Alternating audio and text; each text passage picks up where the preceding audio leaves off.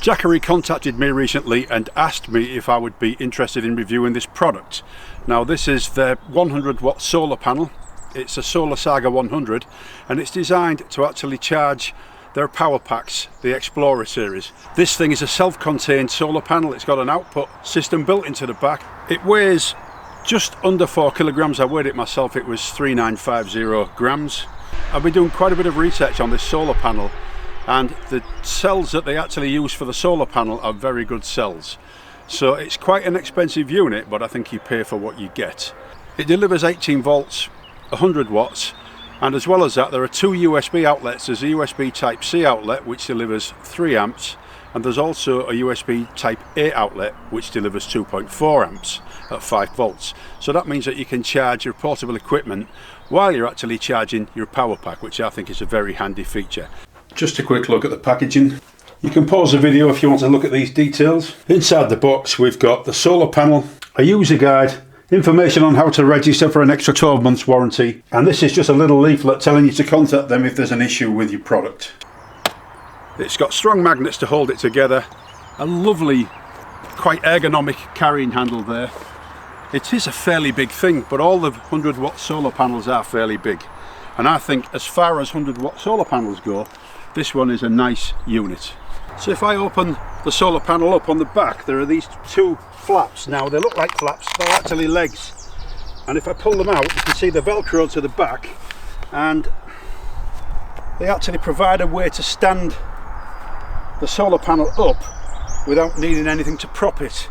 So I'm going to place this, do my best to point it towards the sun, which, looking at the shadow, is over there, and I think it needs to be as far down as it can go. You can adjust the height with these to some extent, not all the way, but to some extent you can adjust the height, and that then is a solar panel set up ready to start charging. On one side of the panel at the back there's a pouch with a zip. If you open the zip up and pull this flap down, you can see we've got the cable that connects this to the power station, and that's an 8mm DC connection. Now it's important when you set these up that there is no shadow on them at all, because any shadow is going to reduce the output, and that's not what you want. You want the maximum output from this. This is the Explorer 240. It's down at 20%. So I'll plug in the solar panel,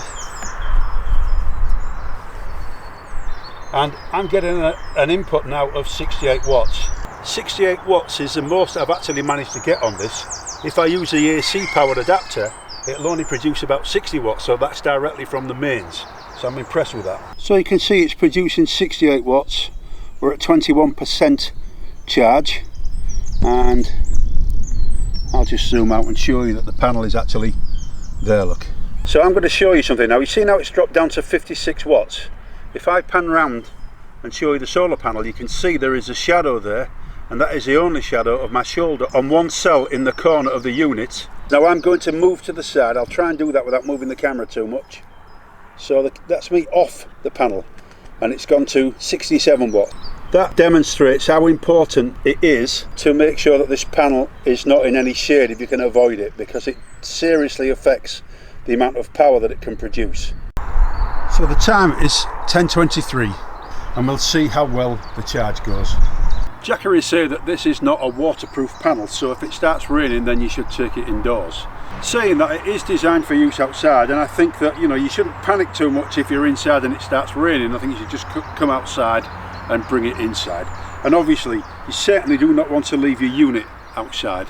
One thing that's worth mentioning is that there are grommets fitted on either corner, so that if you want to, rather than using the legs to position it outside, you can hang it off something like the side of a vehicle or off a tree or whatever, to try and get the best position for the solar conditions at the time.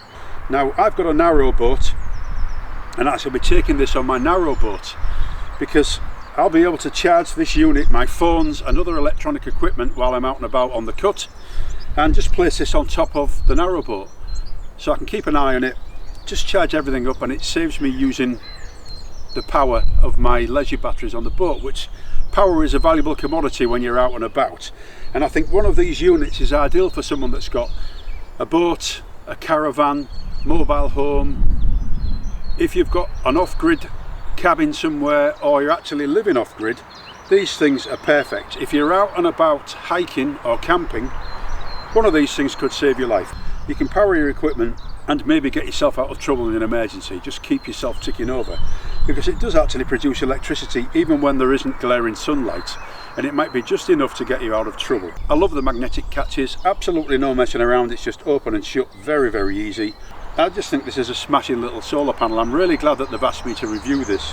So it's 13:29 now and we're at 85%, so just over 3 hours, and we haven't had permanent sunlight. If I actually swing the camera around, you can see that there are clouds in the sky. It's been a bit hazy, we've had periods where there's no sunshine for a few minutes.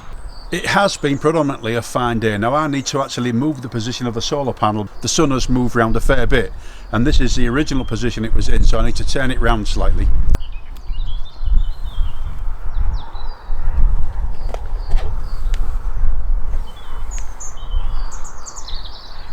And it would appear that we're not the only ones taking advantage of a fine day.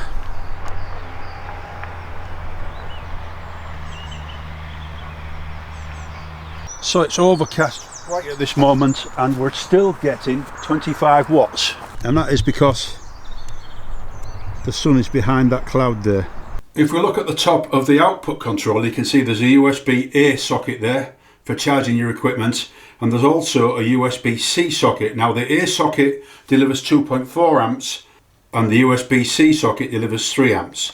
You might just be able to see there's an LED there to let you know that it's actually delivering power. So we're at 14:22 now, it's been charging for 4 hours, and as you can see we're at 97%, and you'll notice that the charge rate has dropped off to 14 watts. Now that is perfectly normal when these things start getting up towards maximum charge. So it's actually just got to 1440 and it's gone straight from 99% to 100%. So it's fully charged now at 1440.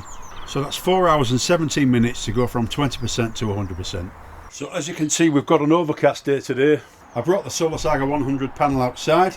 I'm going to demonstrate the USB-A outlet. So I plugged a meter there into the USB-A outlet and you can see we're at 4.7 volts. So I'll plug my phone in. That's between 0.3 and 0.5 amps. It's moving around a bit as the cloud moves. But that is enough to charge your phone over time. So if you're stuck in the middle of nowhere with no power, if you've got one of these, you can actually keep your phone going, which could conceivably save your life. So that's it, charging an iPhone. I'll plug in my tablet.